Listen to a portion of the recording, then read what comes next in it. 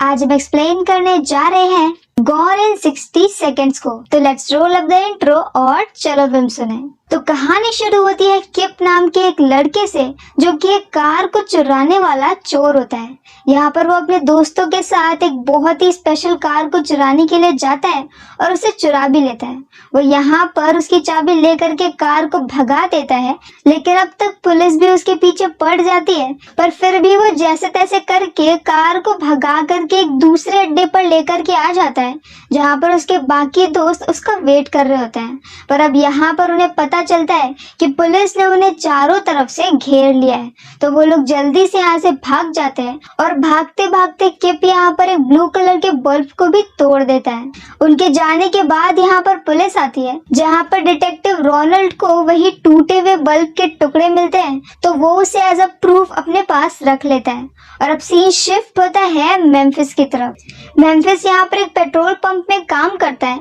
और वो free time में छोटे छोटे बच्चों को कार रेसिंग भी सिखाता है। अब यहाँ पर उससे मिलने के लिए उसका बहुत ही अच्छा दोस्त एटले आता है जो कि पहले उसके साथ में काम करता था। असल में मेम्फिस पहले एक बहुत बड़ा कार का चोर होता है, लेकिन फिर बाद में अपनी माँ के कहने पर वो अपनी माँ और भाई को छोड़ करके हमेशा के लिए चला जाता है। उसका भाई वही किप होता है जिसे हमने मूवी की स्टार्टिंग में चोरी करते हुए देखा था, और उसकी माँ ने ऐसा इसलिए कहा होता है कि कहीं किप भी उसके नक्शे कदम पर ना चलने लगे, क्योंकि किप अपने भाई को बहुत ज्यादा मानता था। और अब हुआ भी ऐसा ही था। यहाँ पर एटले उसे बताता है कि किप ने एक ऐसे बहुत बड़े गैंगस्टर के साथ डील कर ली जिसे कि किप पूरा नहीं कर पाया है, और अब उस गैंगस्टर ने किप को पकड़ लिया है। इस गैंगस्टर का नाम होता है रेमंड और ये बहुत ही ज्यादा खतरनाक होता है, और इस वक्त एटले रेमंड के लिए ही काम करता है। इसीलिए मेम्फिस जल्दी से भागते भागते रेमंड के पास पहुंचता है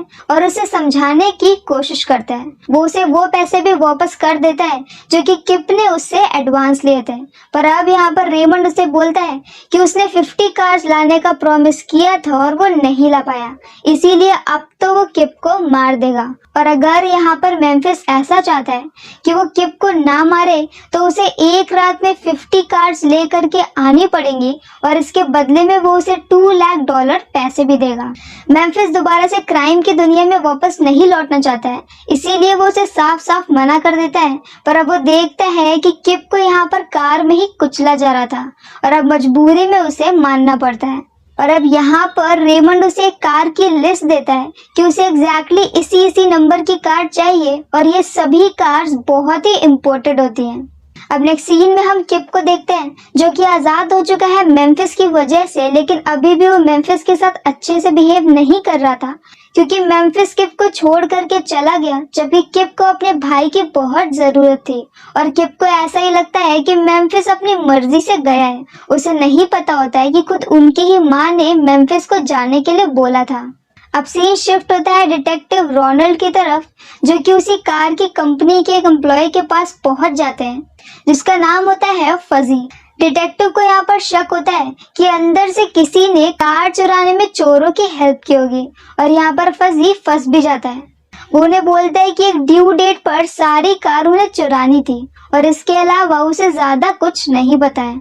और उसी ने किप को कार्स के बारे में बताया था। इतना पता चलने के बाद वो कॉप मेम्फिस के पास में जाते हैं क्योंकि मेम्फिस इस शहर में इतना ज्यादा फेमस होता है कि वो जैसे ही वापस से शहर के अंदर एंट्री लेता है पूरे 3 साल बाद सभी पुलिस को पता चल जाता है, और इसीलिए वो लोग उसकी रेगुलर पूछताछ के लिए आ जाते हैं। यहाँ पर मेम्फिस बोलता है कि वो बिल्कुल क्लियर है और यहाँ पर बस अपने घर वालों से मिलने के लिए आया है, पर जाहिर है किसी भी कॉप को उसके ऊपर भरोसा नहीं होता है, और अब वो यहाँ पर पुलिस के रडार में आ चुका होता है। पर अब मेम्फिस यहाँ से अपने पुराने दोस्तों से मिलने जाता है और अब वो धीरे धीरे करके अपने पुराने लोग को इकट्ठा करके एक नई टीम बनाने लगता है जिसके साथ उसे एक रात में 50 कार्स की चोरी करनी है।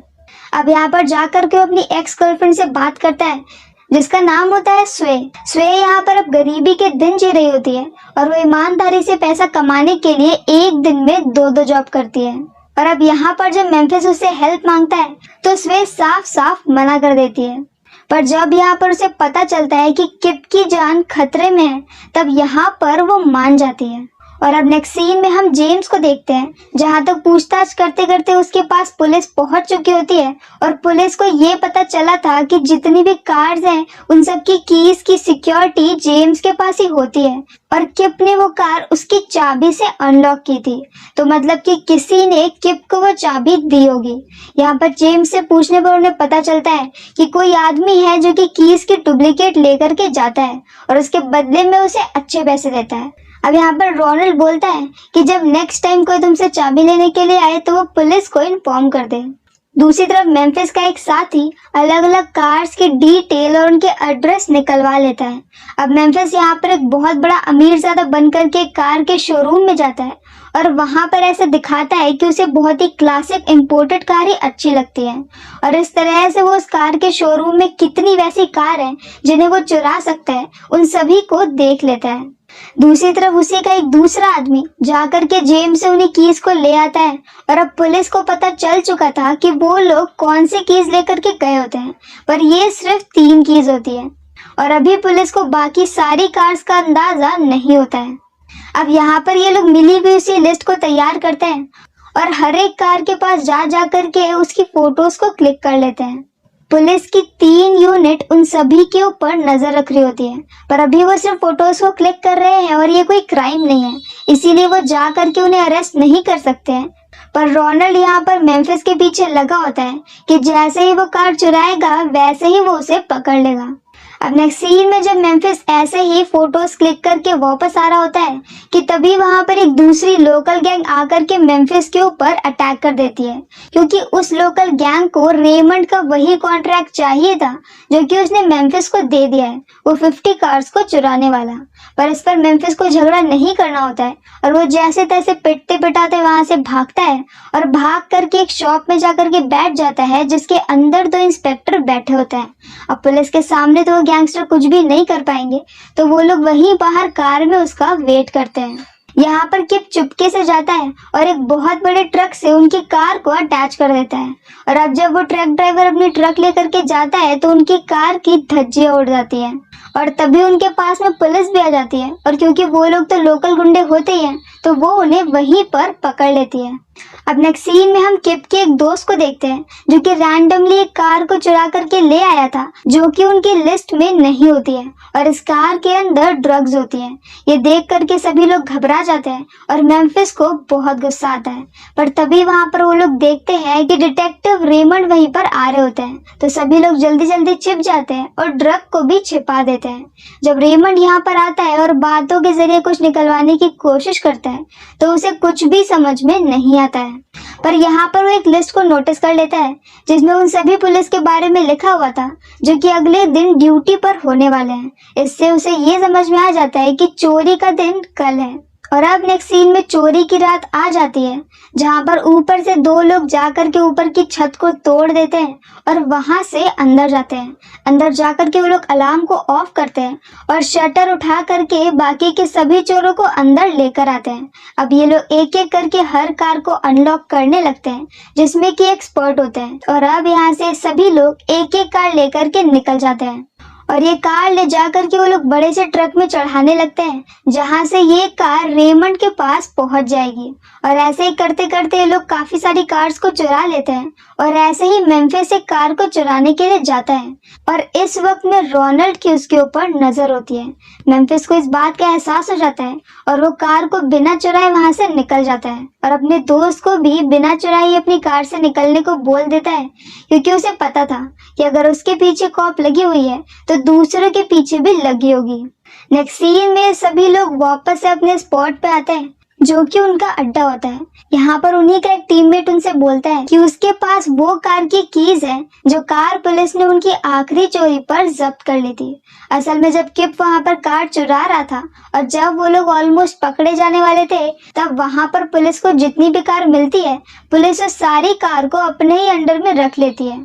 और उन सभी कार्स की डुप्लीकेट कीज उसी आदमी के पास होती है। पर अब यहाँ पर एक कुत्ता जिसे बहुत ज्यादा भूख लगी होती है तो वो उन्हीं कीज को खा लेता है। पर इसके बाद वो लोग जैसे तैसे उसे ढेर सारा डॉग फूड खिला करके उसके वेस्ट में से कीज को निकाल लेते हैं। और अब ये लोग पहुंच जाते हैं उस जगह पे जहाँ पर पुलिस सारी जब्त की हुई कार्स को रखती है। यहाँ पर एक आदमी जाकर के सिक्योरिटी गार्ड को डिस्टर्ब करता है और उसे इस तरह से डिस्टर्ब करता है कि सिक्योरिटी गार्ड की नजर एक बार भी कैमरे के ऊपर नहीं जाए। और बाकी के सभी लोग पीछे से तार को काट देते हैं और फिर वायर वाली बाउंड्री को काट करके वो लोग अंदर चले आते हैं और कार चोरी करके निकल जाते हैं। मतलब कि पुलिस यहाँ पर पूरे शहर में उनके ऊपर निगरानी कर रही थी और वो अपनी ही जगह पे सिक्योरिटी बढ़ाना भूल गई। दूसरी तरफ अब यहाँ पर रोनाल्ड को लगता है कि वो कुछ मिस कर रहा है, तो वो दोबारा से फजी के पास में जाता है और इस बार वो उसे ज्यादा धमकाता है। तो फजी उसे पूरी कहानी बता देता है कि रेमंड ने किप को काम दिया था करने के लिए जिसको वो नहीं कर पाया और उसी के लिए मेम्फिस से शहर में वापस आया है। अब उसे पता होता है कि सारी cars in the and Raymond के पास में जाएंगी और जब वो अपनी पूछताछ खत्म करके अपने ऑफिस में वापस आता है तो वहाँ पर उसे पता चलता है कि वो बल्ब के टुकड़े जो कि उसने उठाए थे वो डार्क बल्ब के टुकड़े होते हैं और वो समझ जाता है कि दीवार पे जरूर कुछ ऐसा लिखा है जिसे कि डार्क लाइट में ही देखा जा सकता है। वो दोबारा से उसी जगह पे जाता है जहाँ पर किप कार को चोरी करके लेकर के आया था और वहीं पर डार्क लाइट को यूज करने पर उसे सभी गाड़ियों के नंबर दिख जाते हैं जो कि दीवार के ऊपर इनविजिबल इंक से लिखे होते हैं। यहाँ पर इतनी सारी कार्स के बीच में से रोनाल्ड एक कार को सिलेक्ट करता है जो कि मेम्फिस की फेवरेट होती है और वो आज तक उस कार को चुरा नहीं पाया था क्योंकि ऐसा माना जाता था कि कोई भी उस कार को कभी भी चुरा नहीं सकता है। हर बार जितनी बार कोई भी उसे चोरी करेगा कोई ना कोई प्रॉब्लम आ ही जाएगी। इसीलिए रोनाल्ड को पता होता है कि आखिरी कार वही होगी। वो पता करता है कि शहर में उस मॉडल का कौन सा नंबर है और उसे उस कार की लोकेशन मिल जाती है। दूसरी तरफ किप का फ्रेंड यहाँ पर किप के साथ एक कार को चुराने के लिए जाता है पर उनसे गड़बड़ हो जाती है और पुलिस उनका पीछा करने लगती है और उनके ऊपर फायरिंग भी करती है। इस चक्कर में किप के फ्रेंड को बुलेट लग जाती है पर फिर भी वो लोग जैसे तैसे मेम्फिस के पास में पहुंच जाते हैं और मेम्फिस तुरंत से किप के दोस्त को डॉक्टर के पास भेज देता है और इसके बाद वो जाता है उसी खास कार को चुराने के लिए और उसे चुरा भी लेता है। पर जैसे ही वो चोरी करके आगे निकलता है तब तक वहाँ पर रोनाल्ड अपनी कार से पहुंच चुका होता है और अब यहाँ पर मेम्फिस और रोनाल्ड के बीच में एक बहुत ही लंबा और काफी अमेजिंग सा कार चेस का सीन होता है जहाँ पर मेम्फिस फाइनली एक बहुत बड़ी जंप लेकर के उस कार को लेकर के निकल जाता है और एक बार फिर से रोनाल्ड पीछे ही खड़ा रह जाता है। पर अब जब मेम्फिस कार को ले जा करके रेमंड को देता है तब तक उस कार की ऐसी धज्जियां उड़ चुकी होती है कि वो कार तो बेकार हो गई होती है और यही उसकी 50वीं कार थी। रेमंड उस कार को लेने से मना कर देता है क्योंकि उसकी हालत खराब होती है। इसके लिए मेम्फिस उससे रिक्वेस्ट करता है और ये भी कहता है कि इस कार को बेचने में उसे जितने भी पैसे कम मिलेंगे वो सारे पैसे मेम्फिस उसे दे देगा। पर इसके बाद भी रेमंड को अपनी बेइज्जती बर्दाश्त नहीं होती है क्योंकि मेम्फिस उसकी बात को नहीं मान रहा था और इस बात को लेकर के वो मेम्फिस को मारता है और फिर अपने आदमियों से कहता है कि वो मेम्फिस को जान से मार दे। वो लोग मेम्फिस को मारने भी वाले होते हैं कि तभी वहाँ पर एटले और किप आ जाते हैं और वो मेम्फिस को बचा लेते हैं। यहाँ से बच करके मेम्फिस जाता है रेमंड की पिटाई करने के लिए और उनके बीच में एक फाइट सीन हो ही रहा होता है कि तभी वहाँ पर रोनाल्ड आ जाता है और अब यहाँ पर रेमंड रोनाल्ड को भी मारने ही वाला होता है कि तभी वहाँ पर पीछे से मेम्फिस आता है और वो रेमंड को धक्का दे करके काफी ऊपर से नीचे फेंक देता है जहाँ पर गिर करके रेमंड की डेथ हो जाती है और अब गन होती है रोनाल्ड के हाथ में। यहाँ पर रोनाल्ड के पास दो ऑप्शन होते हैं कि या तो वो अरेस्ट कर ले मेम्फिस को क्योंकि मेम्फिस पूरे शहर में गाड़ियों को चुरा रहा था और या तो फिर वो मेम्फिस को छोड़ दे क्योंकि अभी अभी मेम्फिस ने उसकी जान बचाई है। रोनाल्ड यहाँ पर दूसरे वाले ऑप्शन को चूज करता है और मेम्फिस को जाने देता है। यहाँ पर जाते जाते मेम्फिस उसे ये बोल देता है कि उसे एक शिप में जाकर के देखना चाहिए क्योंकि सारी चुराई हुई कार्स उसी शिप में रखी हुई है। और इसके बाद नेक्स्ट सीन में हम इनकी हैप्पी फैमिली को देखते हैं जहाँ पर फाइनली किप का मेम्फिस के साथ झगड़ा खत्म हो गया था और उसे अपने भाई के बारे में सब कुछ सच सच पता होता है कि उसने जो कुछ भी किया वो सब कुछ किप के लिए किया। और अब यहाँ पर किप अपनी बाइक को बेच करके उसके एक्सचेंज में सेम वही मॉडल लेकर के आता है जो कि मेम्फिस का फेवरेट होता है पर ये दिखने में काफी पुराना होता है। उसके दोस्त बोलते हैं कि वो 2 हफ्ते में इसे एकदम न्यू जैसा बना देंगे और मेम्फिस ये देख करके बहुत ज्यादा खुश होता है और वो फाइनली अपनी गर्लफ्रेंड के साथ, जो कि पहले उसकी एक्स थी, उस कार में बैठ करके निकल जाता है और मूवी इसी हैप्पी एंडिंग पे खत्म हो जाती है। तो अगर आपको हमारा एक्सप्लेन पसंद आया हो तो प्लीज हमारी वीडियो को लाइक करें, शेयर करें और हमारे चैनल को सब्सक्राइब करें। तो मिलते हैं नेक्स्ट वीडियो के साथ। Bye bye.